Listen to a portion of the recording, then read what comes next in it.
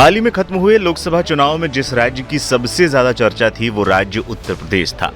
80 लोकसभा सीटों वाले यूपी में इस बार बाजी विपक्षी गठबंधन इंडिया ने मारी। समाजवादी पार्टी और कांग्रेस के गठबंधन वाले इंडिया गुट ने यूपी में 43 सीटें जीतने में सफलता पाई। कई लोग इसे बीजेपी के लिए बहुत बड़ा नुकसान मान रहे हैं, जिसके चलते बीजेपी 2024 के लोकसभा चुनाव में अकेले दम पर बहुमत हासिल करने से भी वंचित रह गई। अब यूपी में एक बार फिर से अगले कुछ महीनों में 10 विधानसभा सीटों पर उपचुनाव के लिए मंच तैयार है। लोकसभा के बाद अब इंडिया और एनडीए का मुकाबला विधानसभा सीटों पर है। इन 10 विधानसभा सीटों में से कई ऐसी सीटें हैं जिन पर सबकी निगाहें लगी हुई हैं। उन्हीं में से एक सीट है मिल्कीपुर विधानसभा सीट। ये सीट बीजेपी के लिए नाक की लड़ाई बन चुकी है। मिल्कीपुर सीट फैजाबाद संसदीय क्षेत्र में आती है और फैजाबाद लोकसभा सीट के अंदर ही अयोध्या भी आती है।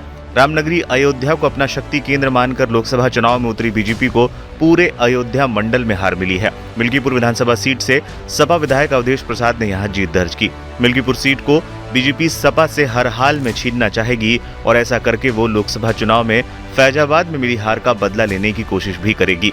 लोकसभा चुनाव में जहां सत्तारूढ़ बीजेपी ने उत्तर प्रदेश में अपनी जमीन खो दी, तो वहीं विपक्षी गुट इंडिया राज्य में फिर से उभरता हुआ नजर आया है। उपचुनाव के लिए दोनों अभी से कमर कस रहे हैं। अयोध्या के मिल्कीपुर में पहले से ही आक्रामक कंपटीशन की उम्मीद है। उपचुनाव में पासी उम्मीदवार उतारने पर विचार। बीजेपी ने लोकसभा चुनाव के दौरान सोशल इंजीनियरिंग की पूरी तरह से अनदेखी कर दी थी। फैजाबाद समेत उसके अगल बगल की सभी सीटों पर बीजेपी ने न केवल अगड़ी जाति के उम्मीदवार उतार दिए थे, इस सीट पर सपा का पीडीए का दाव बीजेपी पर भारी पड़ गया था। सामान्य सीट होने के बावजूद सपा ने यहां से अयोध्या की सबसे बड़ी दलित आबादी वाली पासी बिरादरी से आने वाले सबसे बड़े चेहरे अवधेश प्रसाद को उम्मीदवार बनाया था और जीत हासिल की थी। बीजेपी के सूत्रों का कहना है कि इसलिए बीजेपी भी मिल्कीपुर विधानसभा सीट के उपचुनाव में पासी उम्मीदवार को उतारने पर विचार कर सकती है। बता दें, मिल्कीपुर विधानसभा सीट आरक्षित सीट है। मिल्कीपुर से कौन होगा बीजेपी का प्रत्याशी? वैसे तो यहां से पूर्व विधायक रहे बाबा गोरखनाथ अपनी उम्मीदवारी तय मानकर चल रहे हैं। ये अलग बात है कि पार्टी ने अभी तक कुछ फाइनल नहीं किया है। 2022 में विधानसभा चुनाव हारने वाले गोरखनाथ हाल ही में हुए लोकसभा चुनाव में भी पार्टी प्रत्याशी लल्लू सिंह को इस सीट पर नहीं जिता सके थे। बीजेपी को यहां पर 7,733 मतों से हार का सामना करना पड़ा। बता दें, गोरखनाथ साल 2017 के विधानसभा चुनाव में 28,000 वोटों से जीतकर पहली बार विधायक चुने गए थे। इस बीच गोरखनाथ के अलावा टिकट के दावेदारों के रूप में जो नाम सामने आए हैं, उनमें पूर्व विधायक रामू प्रियदर्शी, नीरज कनौजिया, आरएसएस की पृष्ठभूमि से जुड़े रहे जिला महामंत्री काशीराम रावत, राधेश्याम त्यागी, चंद्रभानु पासवान, लक्ष्मी रावत और जिला पंचायत सदस्य बबलू पासी प्रमुख हैं। इसमें से कई पासी समाज से आते हैं।